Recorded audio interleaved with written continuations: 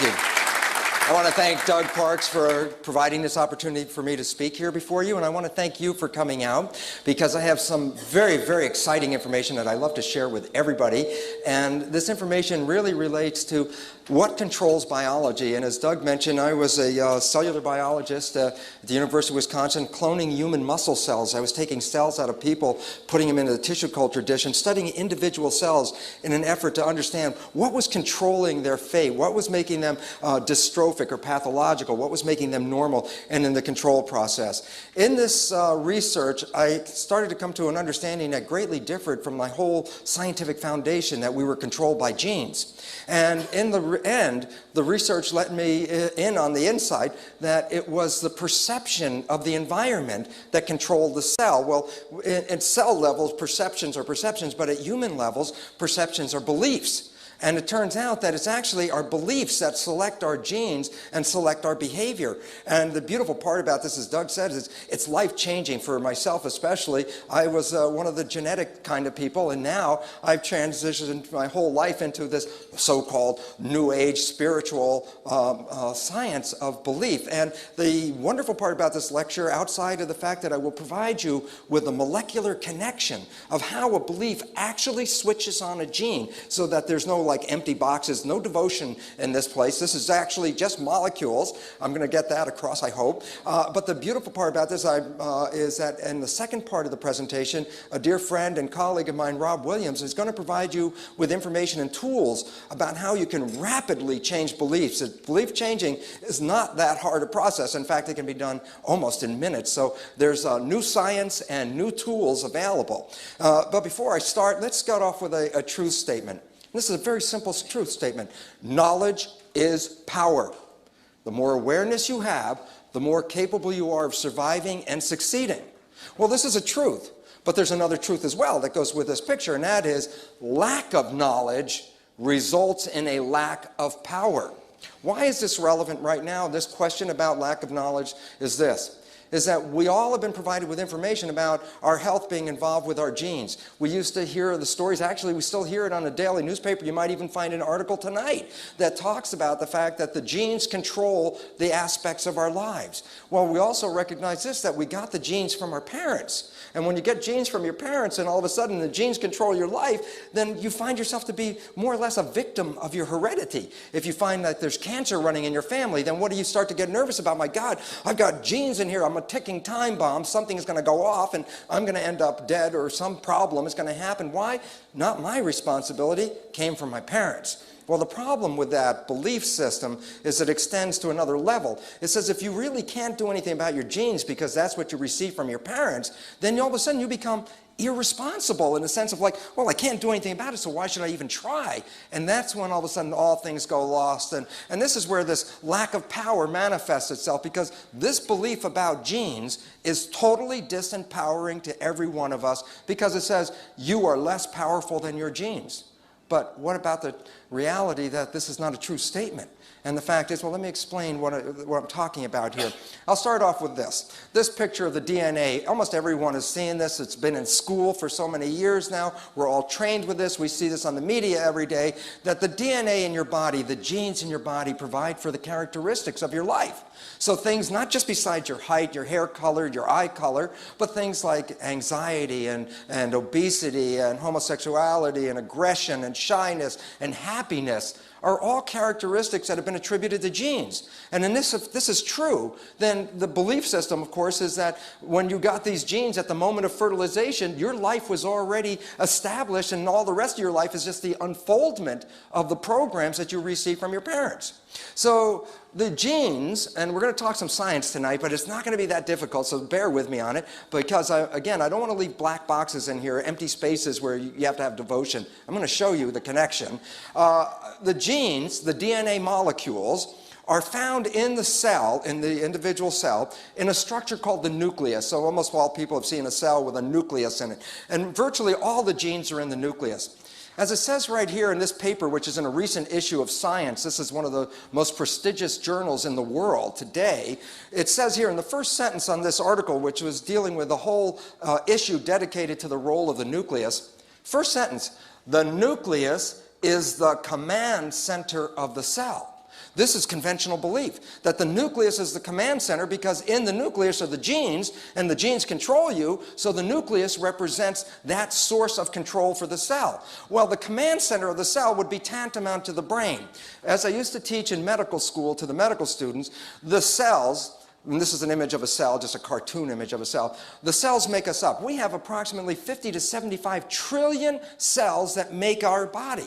Interesting point I used to teach them is this. There is no new function in your entire human body that's not already present in every cell. Every cell has a respiratory system, a digestive system, an excretory system, an endocrine system, an integumentary system, a nervous system, a reproductive system, an immune system. Basically, what I'm trying to tell you is this, that the cell and the human are structural functional counterparts of each other. Whatever is in the cell is in the human, whatever is in the human is in the cell. So when I talk about the brain of the cell, or the brain of the human, as that element that controls the command center of the human body, when I come over here and just read what we just read off the science journal that said the nucleus is the command center of the cell, this is because all the DNA is in here, then we get the assumption that the nucleus is the brain of the cell, which is what you anticipate if it's the command center.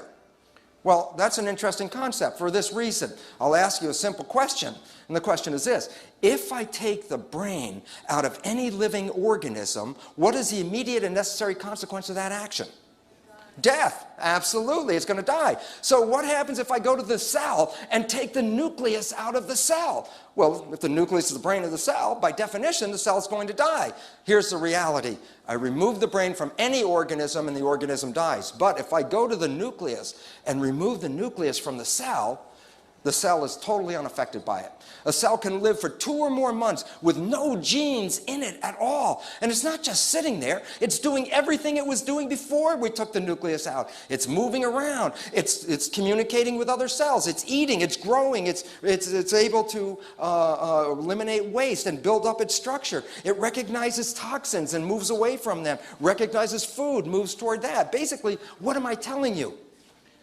I take all the genes out of the cell and I alter the behavior in no way. Meaning this, by definition, the nucleus cannot be the controlling center of the cell because the cell still has control with no nucleus. Well, wait, I took all the genes out and the cell still has behavior. The bottom line is that the genes do not control biology. This is a mistake. This is an assumption. It was made years and years ago. It was never proven scientifically, but it just seems so correct that we bought the story. And in fact, the cosmic joke just hit us not very long ago with the outcome of the Human Genome Project. Why was it a joke? And I'll tell you this. If the mechanism worked according to the way it's written in the textbooks, that the genes control biology, then there's the requirement that there has to be at least 120,000 genes to make a human. When the Human Genome Project's results were turned in, it turned out that there were only less than 35,000 genes. Over 90,000 genes are not present, which means this. It's not that the genes are absent. Our belief system was wrong. The genes do not control biology like we thought. So the Human Genome Project really pulls the rug out because they thought they were going to get the blueprint of how to make a human with all of these genes. And it turns out there are not that many genes. 2/3 of the genes are missing. Meaning we have to now understand a new way of looking at biology. Interestingly enough, though, the new understanding actually started to come out in the last 10 years. So everything I'm going to talk to you about tonight is science within the last 10 years. And the interesting part about it is this.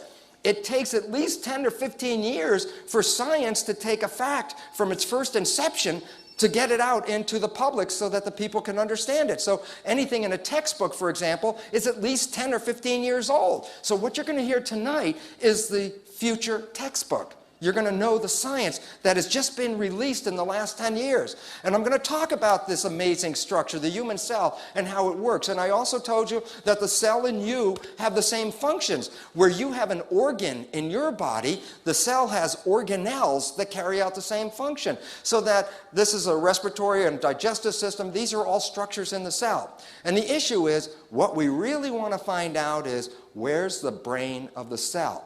Because up to just a few minutes ago, the conventional belief is the brain of the cell are the genes. But if I take all the genes out and the brain is still functioning, we have to look for an alternative understanding of how the cell works.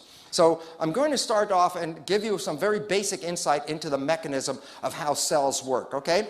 And cells are very interesting. They're like machines. This is an example of a transmission out of my car. And what you can see, it's called an exploded diagram, because you can see all these intricate little parts that all come together and assemble together to make a functional car transmission. Well, the point about it is this. The cell is analogous to this for the following reason. The cell is actually a machine made out of parts, but the parts are proteins, not metal parts and gears like this. The cells are made out of protein parts. There's approximately 70,000 protein parts. So when you open up a cell and you start to take it out, you can start to find that the building blocks are proteins. This becomes very important, because what I want you to understand is when you look in the mirror and see yourself, when you say, you know, brown hair, blue eyes, such a height, all of that is due to the protein. The protein provides you with your structure. And so the assembly of these parts. And the interesting thing about these machine parts is this. I can do a lot of the functions in a test tube. I can do digestion in a test tube. All I have to do is take the right enzymes, the proteins for digestion, put it in a test tube, it'll do digestion. I can do muscle contraction. I can take the actin and myosin, which are the contractile proteins, put them in a test tube and make them contract in front of your eyes. I can do respiration in a test tube. What I'm saying again, the cell is a machine. It's made out of parts. The parts interact with each other to create the complex thing we call life. Well, let's talk about the parts. As I said, there were 70 to 90,000 different protein parts that make up the human. Now, here's the interesting understanding about these parts. Of all the proteins, all of them are linear strings, just like this beaded string. Every protein is a beaded string. The beads or the subunits, the little beads, are called amino acids. So when you go to the health food store and you're talking about buying amino acids, what are you buying? You're buying the little building blocks to make the protein. So what makes the difference between 70 to 90,000 different proteins? And the answer is this. First, they're all strings, as I said, so that's already a commonality. What's the difference? Two things. The length of the chain, how many amino acids are in the string, is variable from one protein to the next.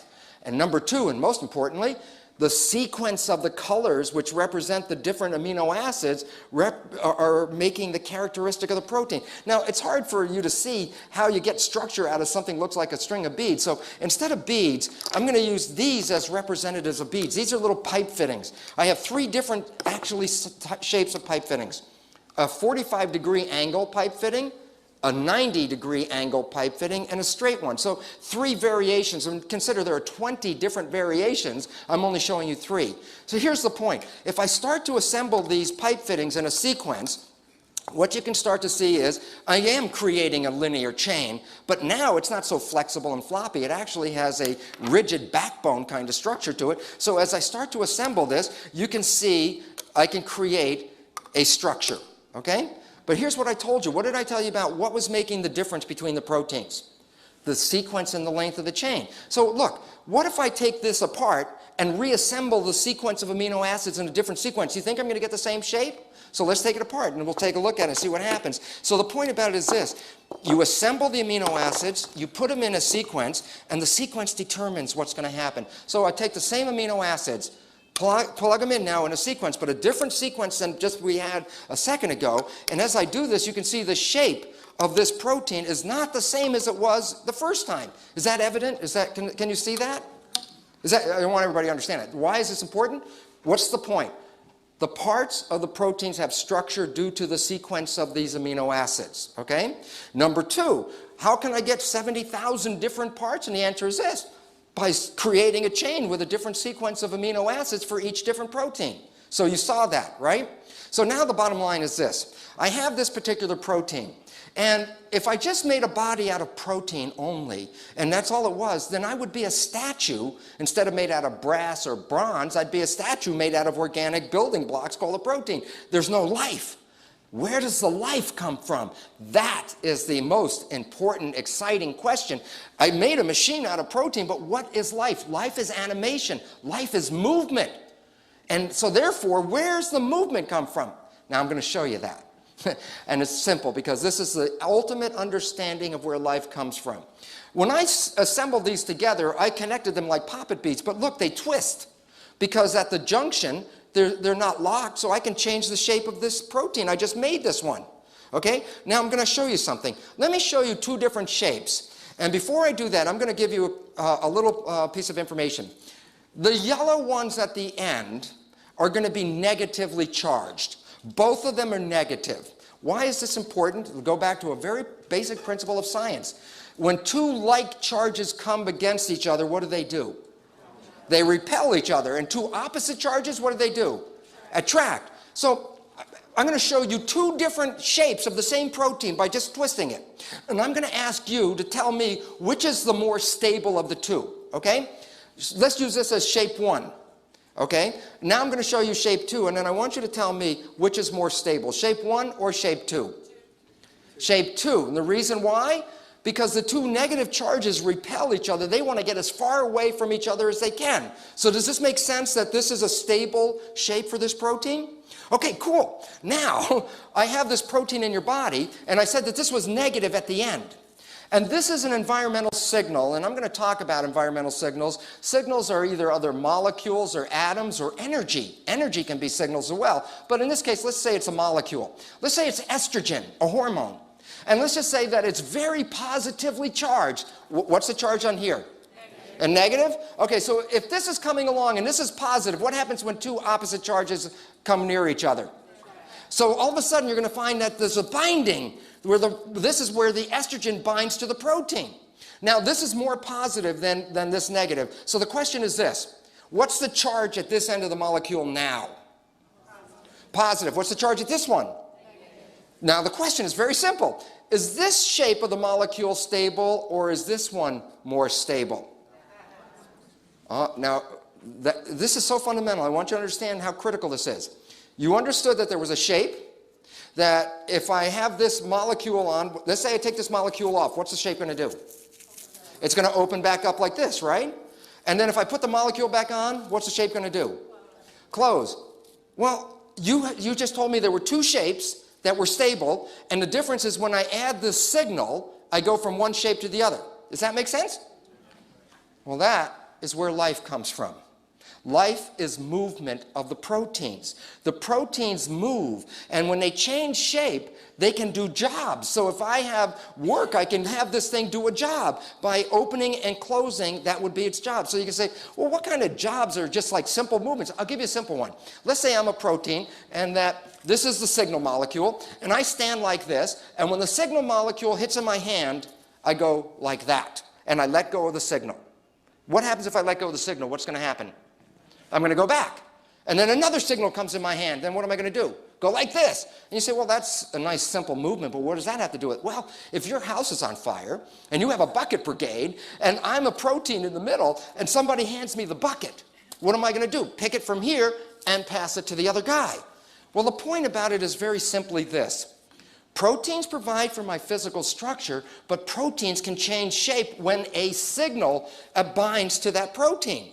So all of a sudden it says that a static protein could just be sitting here, but the moment the signal shows up, the protein does something. Well, that something is hooked or actually used to do a job in the cell. So what is digestion? Here's an enzyme. It stands here. Here's the food molecule, and it gets caught in my hand, and I bring it together, and I rip it apart. That's all it is, ripping apart, digestion. So the bottom line is this. You're a machine. The structure of the machine is due to the protein parts. The proteins are all these linear chains made out of amino acids. That the final structure is due to the sequence of the amino acids and the charge. That's this critical part. When I balance the charge, the protein is stable. If I change the charge, the protein changes its shape. It's simple, but it's very basic science, okay? And here's the point about it is this, is that and this is interesting because this is right out of the Science journal, and this backbone here, this protein in green, is the same one that's in yellow. And in this case, this is a protein that causes muscle contraction in your body, and it depends on this signal. The signal is calcium. When calcium shows up, it plugs into the hole. It changes the charge, and it causes the protein to change its shape from this inactive form, conformation 1, shape 1. When I add the signal, it goes to shape 2, the active form. If I take the signal away, then the protein goes back to the resting state. So there are two different shapes to the protein, an active and an inactive form, and the activity is now controlled by the signal. So basically it says that proteins provide for your physical structure, but proteins also provide for your behavior. Your behavior is the movement, the actions that you express in your life, and the movement comes from the movement of protein. So basically it says this: your behavior represents the action of a protein that interacts with a signal. And so that the signal activates the protein to move, and the movement generates behavior. Well, why this is important then, it says this: if I have just the protein and no signal, what happens? Nothing. So then action is really by what? Controlling the signal. So here's the point. The brain of the cell is the structure that controls the signals to tell the cell what to do in response to the environment. So we want to understand the brain of the cell because there's a very limited time, and over the weekend when I have 12 hours or so to talk about it, I can expand on it, but in a very brief moment, the brain of the cell is the skin of the cell, the membrane. It's the same as your skin. And you might say to yourself, what do you mean, the skin and the brain, they look like two different things? And the answer is this: in embryology, there are germ layers, or 3 germ layers that create the ultimate full-size organism. The germ layers are called ectoderm, mesoderm, and endoderm. They're layers of cells. Each layer gives rise to different organs and tissues. Interesting, the outer layer, called the ectoderm, only gives rise to 2 things in the human body: skin and the brain and nervous system. Your brain is derived from your skin. And it makes sense as to why, because I'll show you, the skin is the interface between the environment and the cytoplasm. The skin can read what's going on and then tell the proteins in the cell what to do. I told you I could take the nucleus out of the cell and didn't change the behavior. And the reason why is the nucleus is not the brain of the cell. The nucleus is the gonad of the cell. It's reproduction.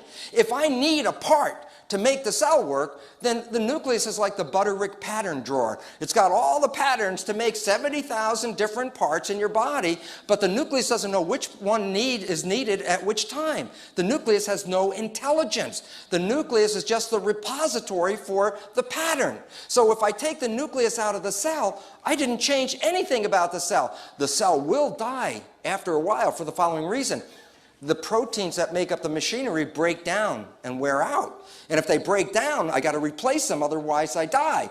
So I need the nucleus not for the intelligence, I only need the nucleus for the blueprint. So there's no brain involved with genes. Genes are not capable of that.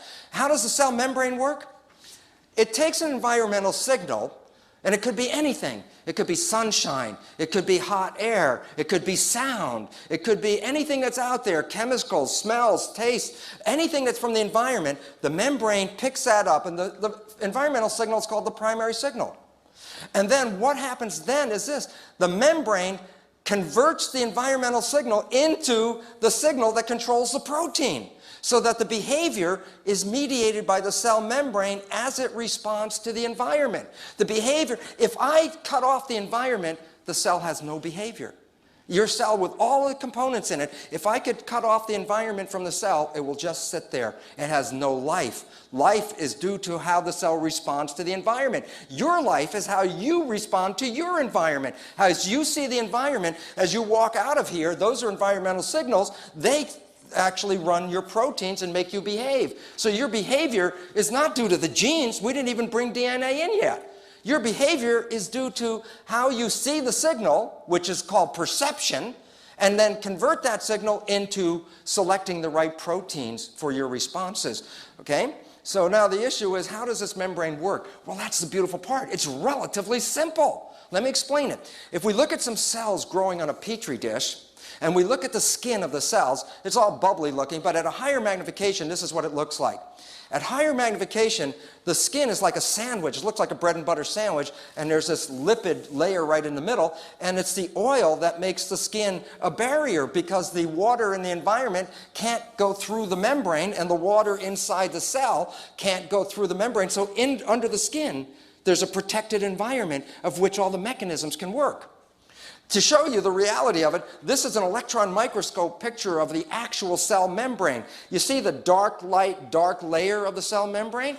it really represents the layer of these molecules that look like this, okay? Dark, light, dark, so that the model and the image of the real picture are very much exactly the same thing. But this membrane isn't functional because I left out the most important part of the membrane. It's the proteins that we were talking about that are capable of responding to the signal and then activating a behavior. So when I look at the surface of the cell, actually, instead of being smooth, there are all these structures like antennas sticking up all over the surface and proteins built into the membrane. And that these proteins read the environment and convert that environmental signal into a behavior. Let me explain how it works. Here's the membrane. Here are two different proteins. I'm going to tell you right now, there are thousands and thousands of proteins in the cell membrane, but I can divide them into two groups. One group has antennas on it. And antennas are receivers, just like your television antenna on top of your house before cable. When you had an antenna on the top, what was its function? To pick up a signal. And then what happened to that signal? It was transmitted down the wire to the television, and the television converted the signal into something you could see. Well, here's the point. Many of the receptors in the cell have these antennas sticking up from the cell. So if I go back, these are the antennas sticking up from the surface of the cell right here. And what they're tuned to are not television stations, they're tuned to environmental information. It might be glucose, for example. Is there sugar out there? Or histamine. Is there histamine out there which tells me to get ready for an emergency response? Or is there something like insulin which tells me to change my metabolic pathway? For every different thing the cell can see, it has a different antenna. So that means the cells are covered over the surface with antennas for everything the cell can deal with. So the signals come in and picked up by the antenna, but then they're converted into the behavior by the second class of proteins. There are three different kinds. Channels, which are just like olives with a hole in the middle of them where information can go in. Enzymes, which are proteins that cause metabolism to occur, or cytoskeletal proteins, proteins that change the shape of the cell. So if a signal comes in, let's say a toxic signal comes in, and this is a receiver for that, and it couples to the skeleton, it says, it's toxic signal, turn around and start running the other way, then this is the input and this is the output. So the proteins work in combination. Receptors receive signals. Do you have receptors? Yeah. What are the obvious ones? Eyes, ears, nose, taste, touch. Where are all your receptors located? In the skin. So you and the cell are parallels, but it doesn't look like an eye and it doesn't look like a nose, but its function is exactly the same. It's the equivalent of an eye. If this was tuned to light, a photon of light would hit this antenna and that cell would respond like an eye and say, I see the light.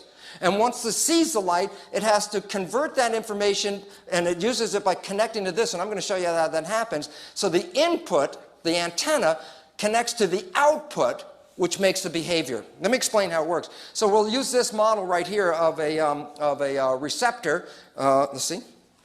This receptor is going to, I'm going to show it to you in dynamic motion. Here's my membrane, bread and butter sandwich. Here's my antenna, and this is the antenna scouring the environment for a signal. Look at the shape, because the protein goes into the cell. Look at the shape.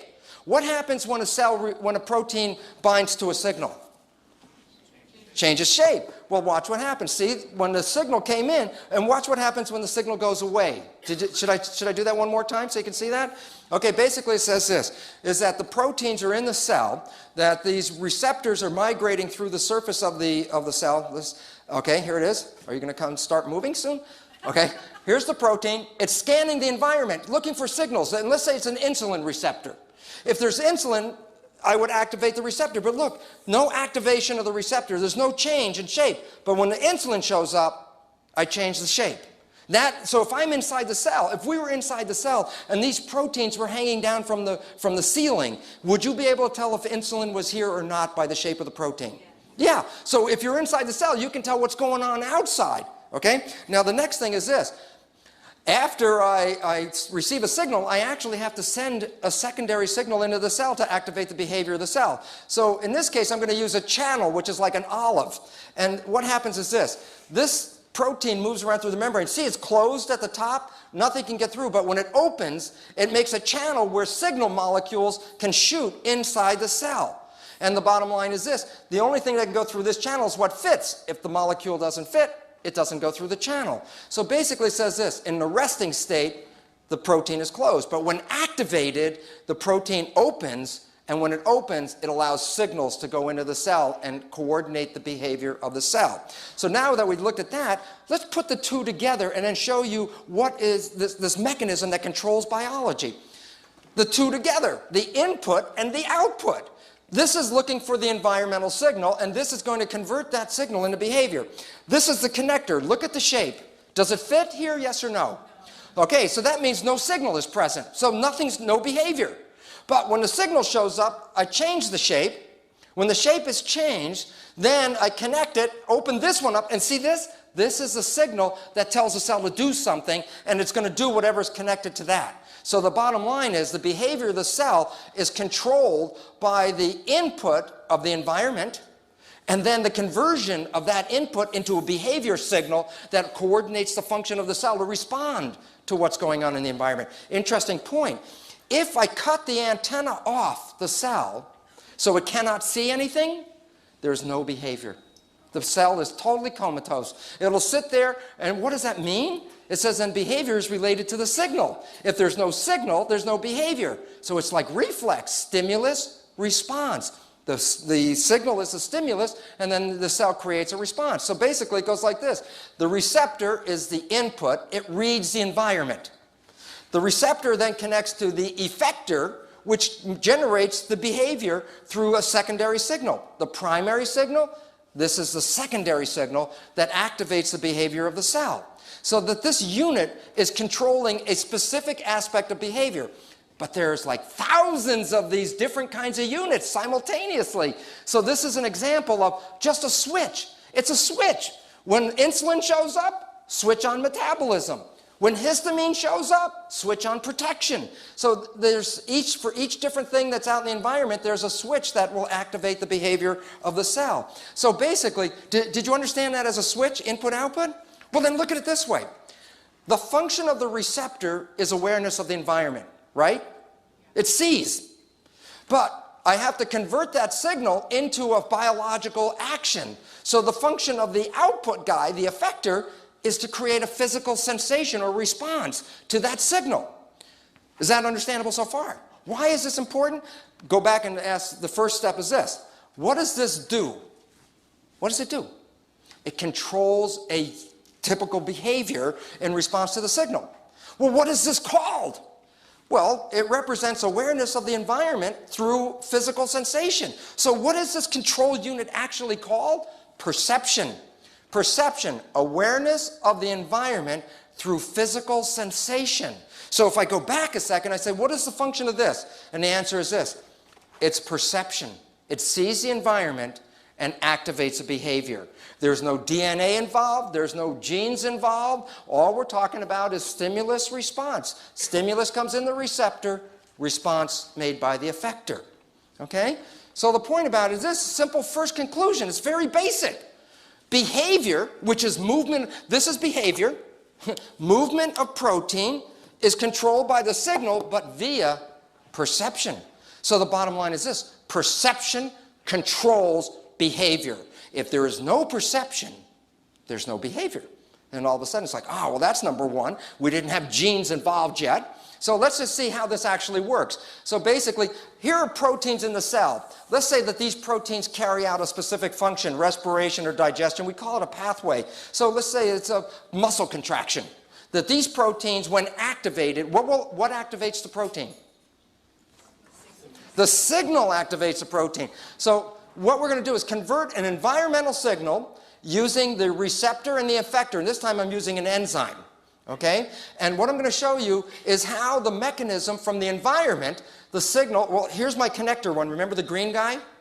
But now the signal comes, and when the signal from the environment binds to the receptor, it changes the shape or conformation of the receptor, which implies that the signal is there. So the protein informs the cell that something has happened. Now that that shape is changed, this processor protein, the green one, can bind to the shape because it wasn't able to bind before. It wasn't the right shape. It's like dominoes, one hitting the next. Now that the processor protein is bound to the receptor, it changes its shape and will conform to fit the enzyme. So one domino hits the next, hits the next. Now that this is connected, I activate the enzyme, and the enzyme is going to create a signal. Now here's the connection between my muscle of the proteins and the receptor. This is the secondary signal. Remember, primary signal and secondary signal. Well, at first it's bound and covered up and inhibited because if there's no signal, I don't want it to do anything. But when the signal shows up, then I take the enzyme, split it, and the active component, now this is the active signal, can bind to the protein. And now I can activate this protein. And this is the behavior that's going to be expressed by the cell. And the question, of course, is, well, what really activated this protein? What was the original source? The answer is the primary signal at the environment was then relayed by the secondary signal to activate the behavior of the cell. So without all the labels, if we just quickly look at it, let's just go right through it real fast. And the point about it is this. Let's see. That here's the environmental signal. Here's the receptor, the effector. That's the perception unit. Perception is now being started because it saw the environment, changed the shape, activates the enzyme. The enzyme is activated, breaks that molecule, the signal molecule. The signal molecule comes down, binds to the protein, and generates behavior. The bottom line was this. The behavior of the cell is not programmed. The behavior of the cell is continuously adjusting to whatever the signals are in the environment. So now I got another question to ask you. What happens if that environmental signal shows up, but I don't have the proteins necessary in the cell right now for that event? So when it shows up, it says, oh, I can't make a response. I don't have the behavioral proteins. Where do we get the behavioral proteins? Now we bring the DNA back in. What's the role of the DNA? The DNA double helix actually is a blueprint of the protein. If I separate the helix into two separate strands, and you look at these are called bases, these are the steps of the double helix right here. The color sequence in the DNA codes for the sequence of the amino acids. So for every 3 bases, I can tell you which is the next amino acid. So the point is this, the plan of how to make a protein, a specific protein, is built into this DNA.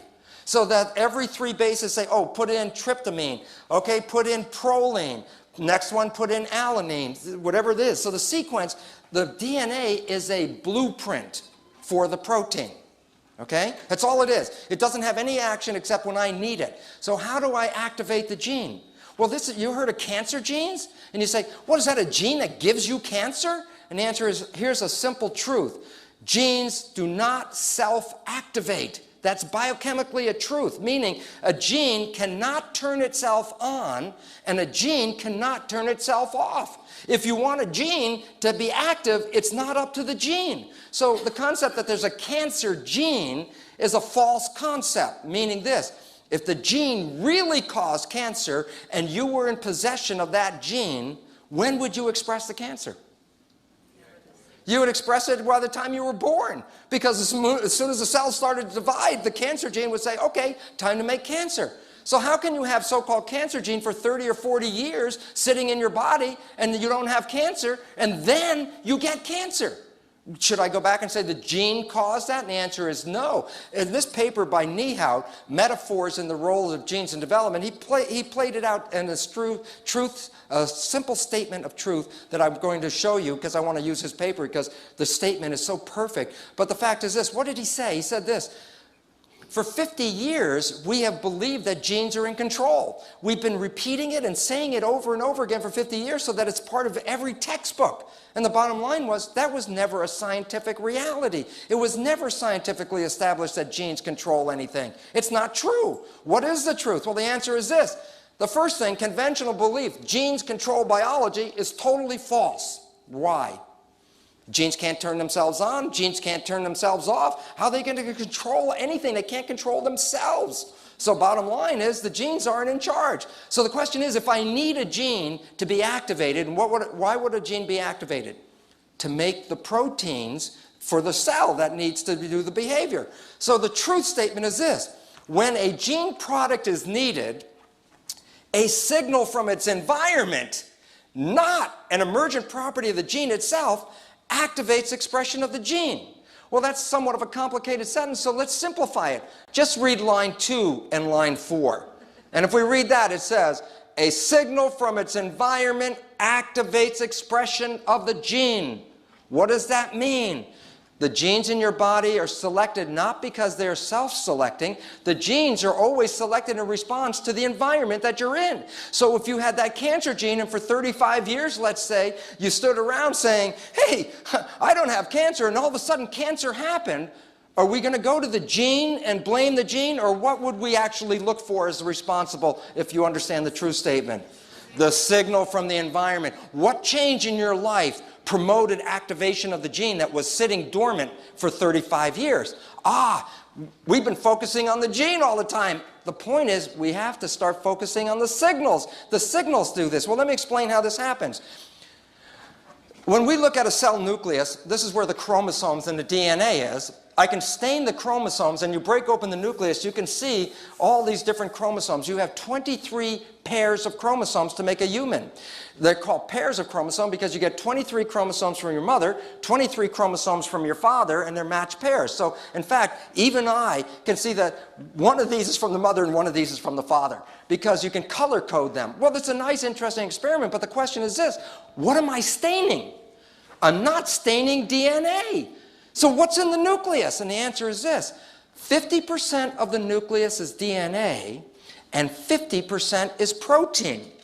And the reason why we have a problem here is this: for 50 years, everyone was so focusing on the genes that when they wanted to study the DNA, what did they do? They'd go find a nucleus from the cell, they'd break it open, expose all the chromosomes, and you know what they do? Separate the protein from the DNA and then throw away the protein. And for 50 years, they've thrown away the protein in their focus on studying DNA. And now, all of a sudden, in the last few years, the question is, hey, what have we been throwing away? And the answer is the control. For 50 years, they've thrown the control away, what controls the genes, and studied pure DNA. There is no such thing as pure DNA in any organism. The DNA is always associated with the protein. So what's the function of the protein? Look how simple this is. The protein forms a sleeve around the DNA. So let me give you an example of what I mean by that. Imagine my bare arm is a gene. Let's say it's the gene for blue eyes. And I say, okay, can you read the gene for blue eyes, yes or no?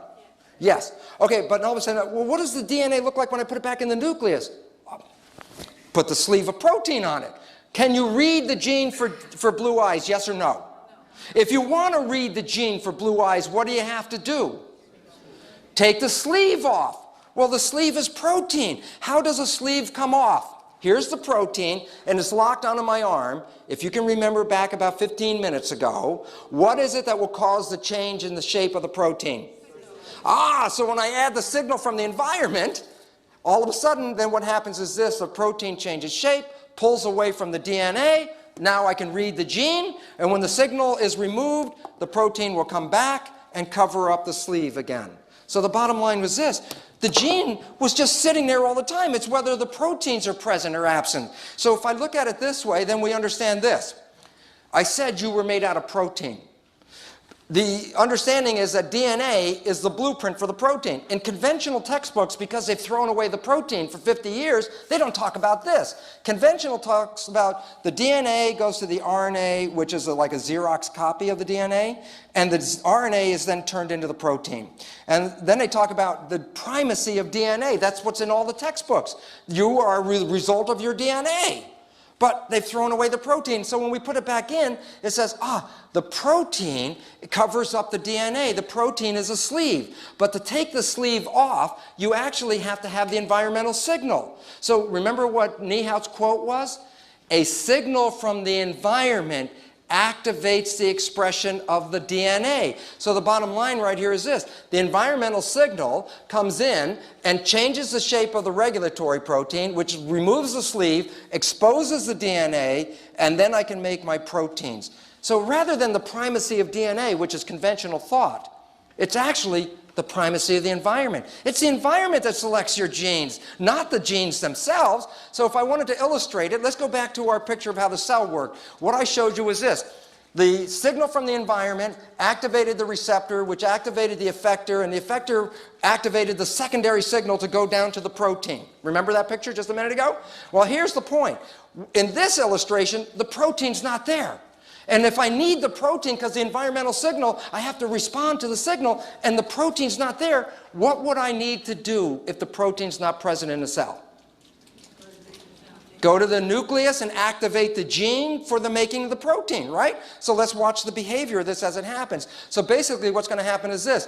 The environmental signal joins to the receptor, activates this whole process so that I activate this, but look, the signal goes down, the proteins are missing. If the proteins are missing, I need the proteins to make the proper response, but they're not there. So what I have to do then is take this signal and go into the nucleus of the cell where the DNA is. But the DNA is covered up by a sleeve of protein. And at periodic points, at every gene, there's a control protein called a regulatory protein. And you know what happens? The signal from the environment binds to the right gene by the shape. It doesn't bind to this one, wrong shape. Binds to this one. Now what happens when a signal binds to a protein? Changes the shape of the protein. And watch what happens. As soon as I change the shape of the protein, I cause the sleeve to come off the DNA, and when that happens, look what I'm exposing. The gene is now exposed.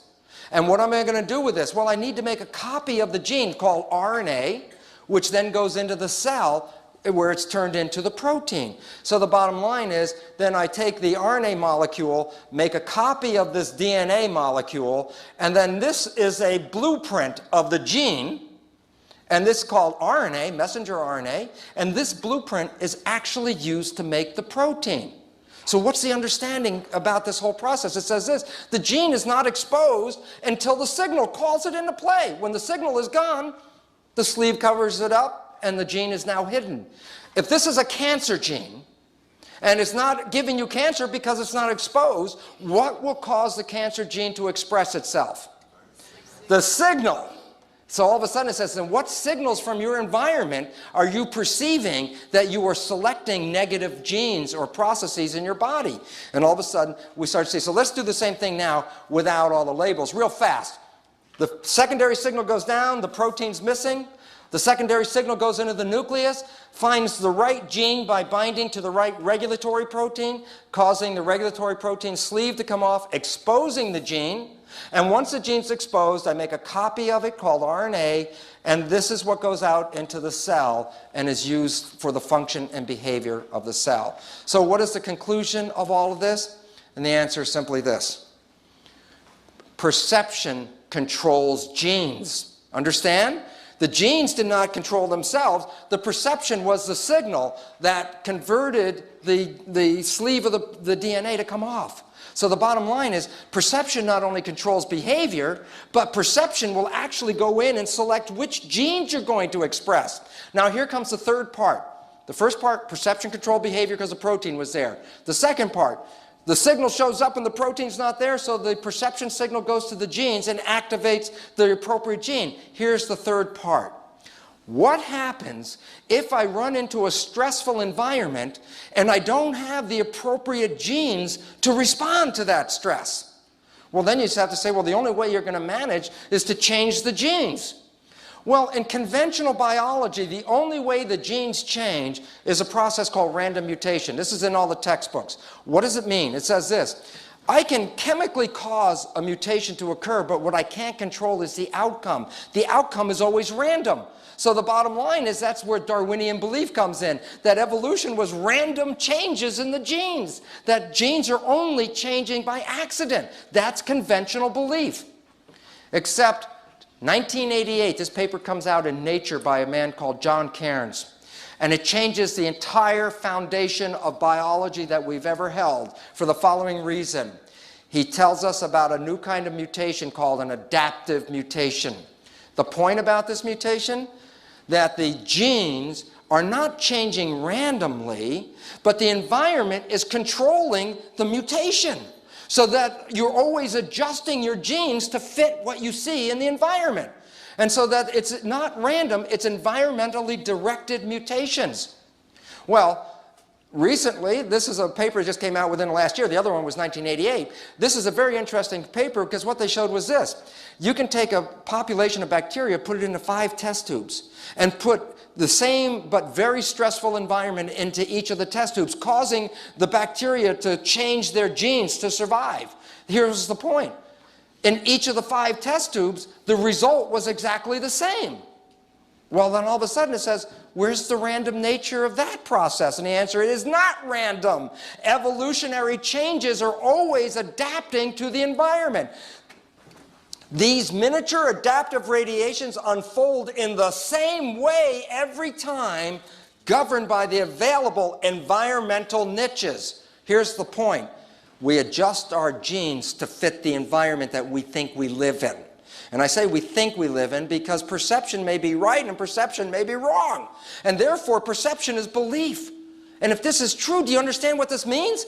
It's belief that changes your genes. It's your perception that changes your genes. It's not an accident. And so this chart out of Science, which is about Cairns' work about genetic changing, I marked this one with an asterisk because when this article came out, this box was called Genes of DNA Metabolism. There's now a new name for that. It's now, they're called genetic engineering genes. What this means is this. We have now found out that in every one of your cells, you have genes whose function it is to rewrite the other genes when necessary. So you are all equipped with an ability to adapt and change your genes as you respond to the environment. So all of a sudden it says this. The environment, watch where the arrow goes, the environmental signals activate genetic engineering genes. They can change your own genes and change your genotype. But this one, organisms' perception of the environment separate from the environment. Why? Because perception and environment may be 2 different things. I might say, I live in a toxic, hostile environment, but that might be my belief. I might be in a very supportive environment. So it says, my perception may differ from the reality of the environment. But nonetheless, what does perception do? Follow the blue arrow.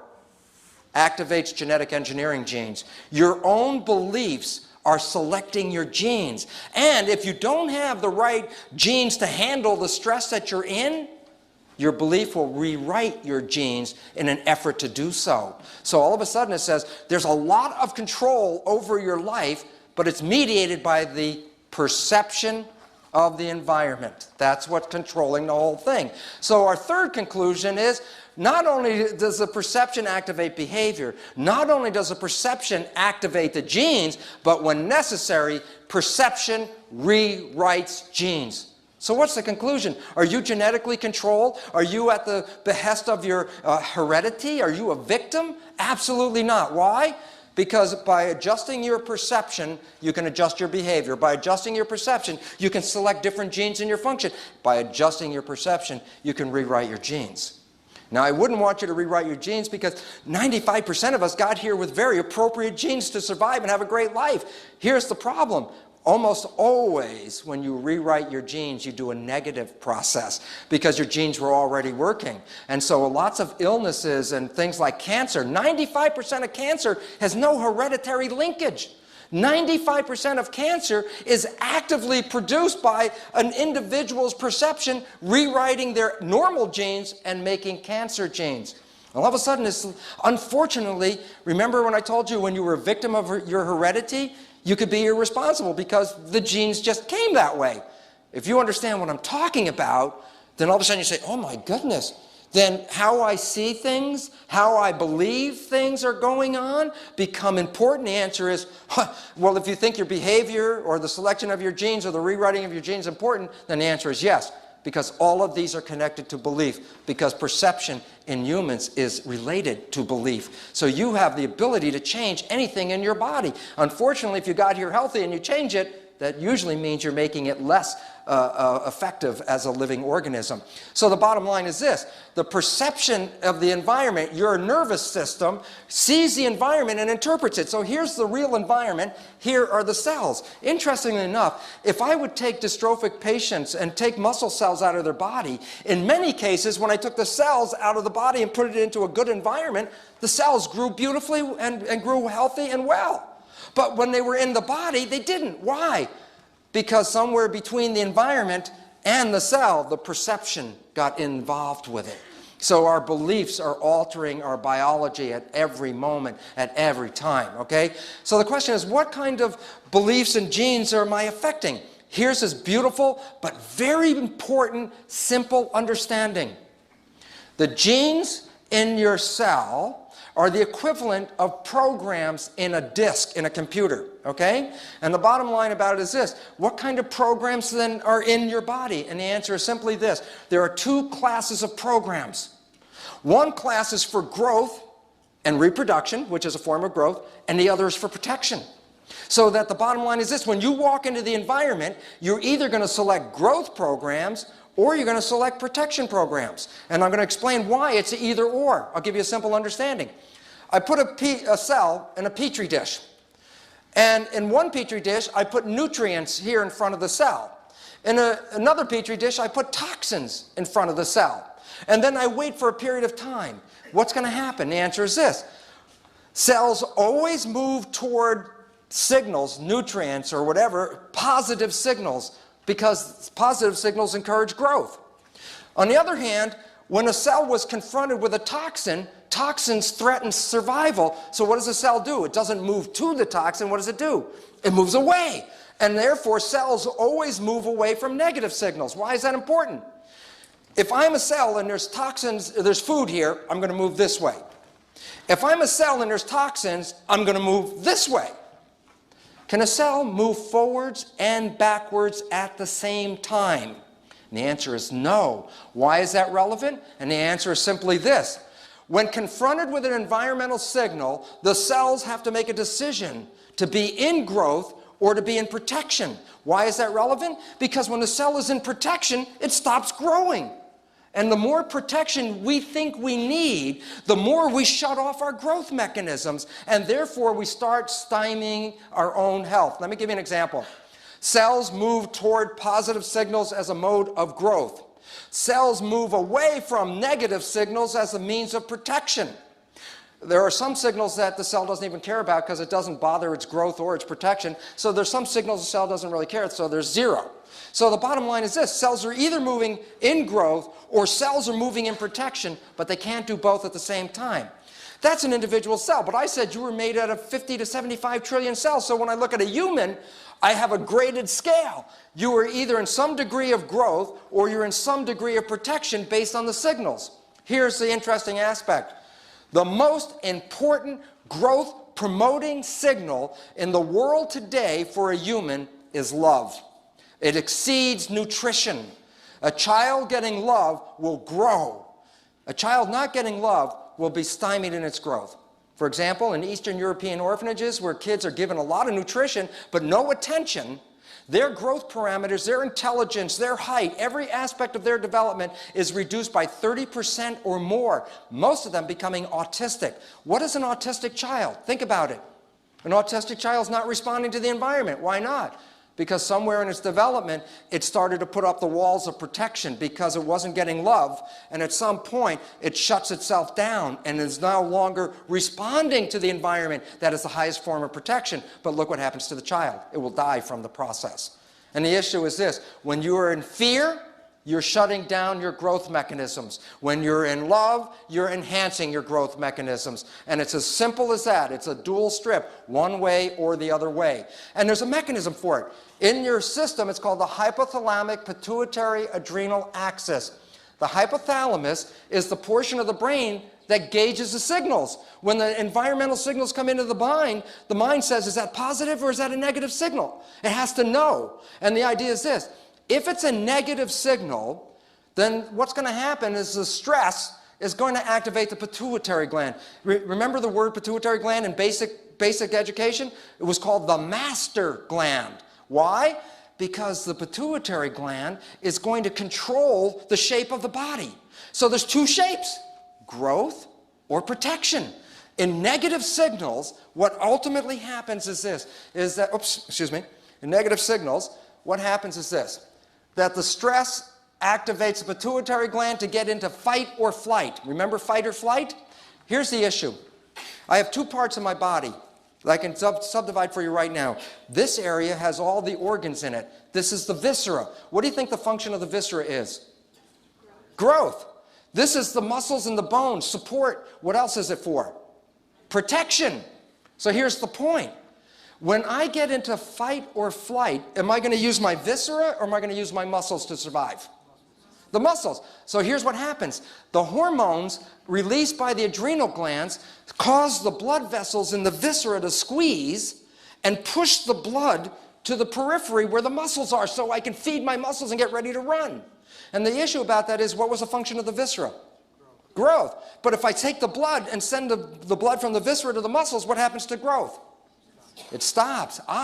Under stress, you shut down your growth mechanism.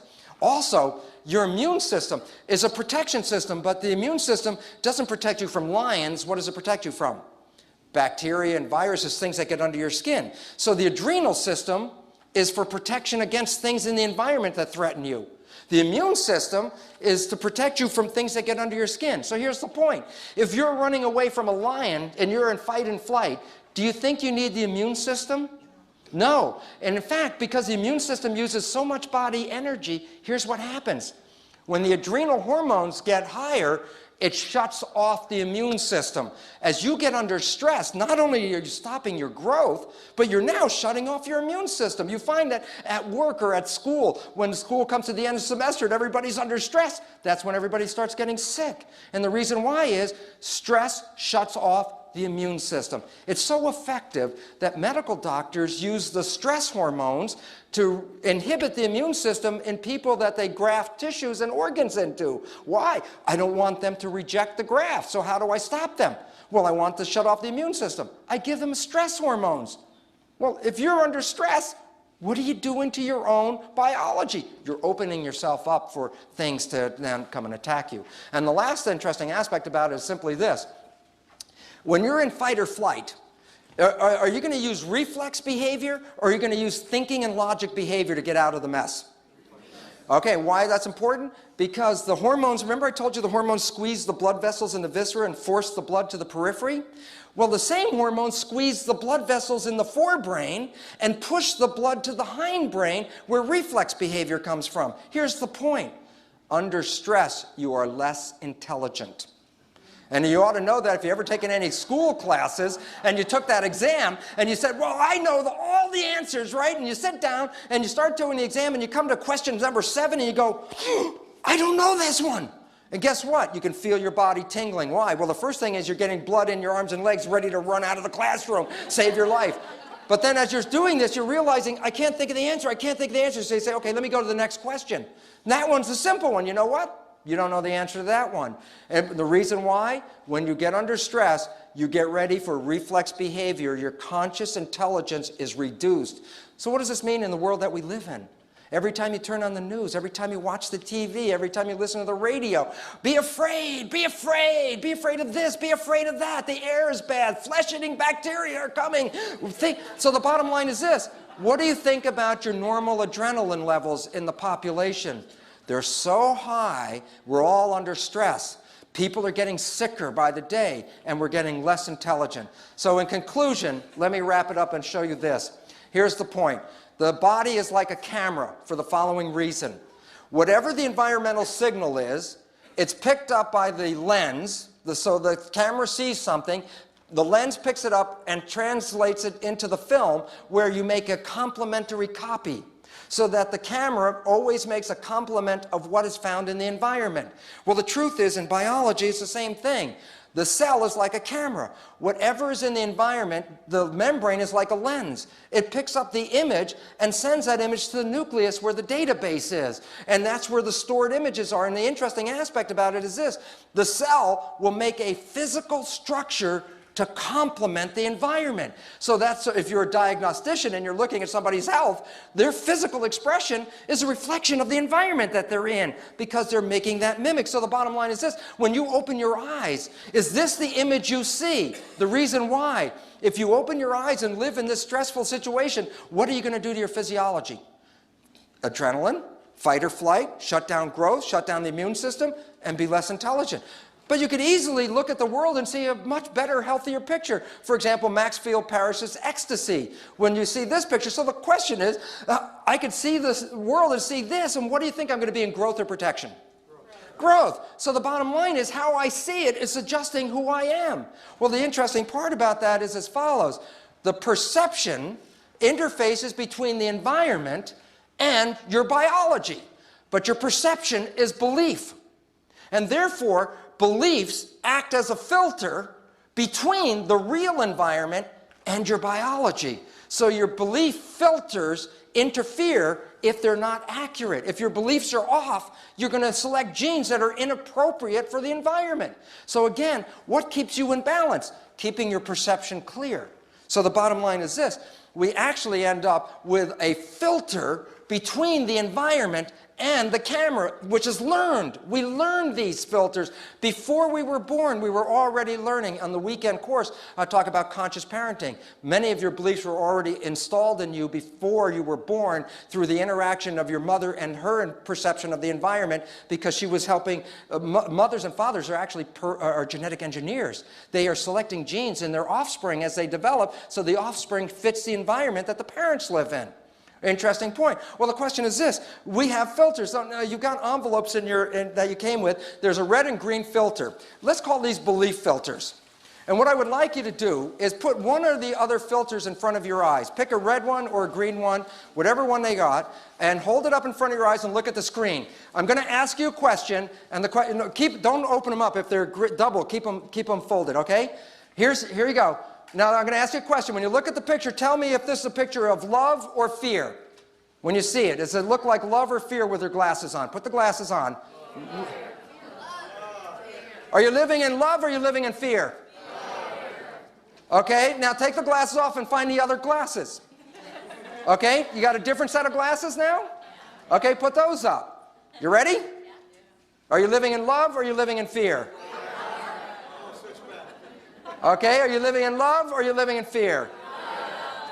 Well, here's the simple point. This is the beautiful point.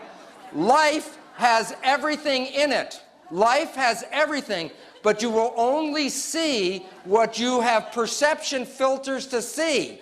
And you were taught perception filters. You were taught by your parents. You were taught in school. You were taught how to see life. And here's the beautiful part. We can remove these filters that have interfered with our lives, and it does not take long. And the beautiful part is, after the break, when Rob Williams comes up here, he's going to show you and give you tools of how you can rapidly change your filter and in the process select healthier, more growth-satisfying genes than the ones that we tend to be selecting because of our concern about the environment. So the bottom line is this. You are all powerful. And the fact is, knowledge is power. With this knowledge, you have power over the unfoldment of your own life. You have power over which genes are going to be activated, which behaviors you're going to express. You are all powerful. You are not victims of genes. And the beautiful part about it is, all you have to understand is, what beliefs are you selecting genes with? And if they're not appropriate, you can change these beliefs. And this is the beautiful part about the second half of this program. Thank you very much for your attention on this. Thank you. Thank you very much.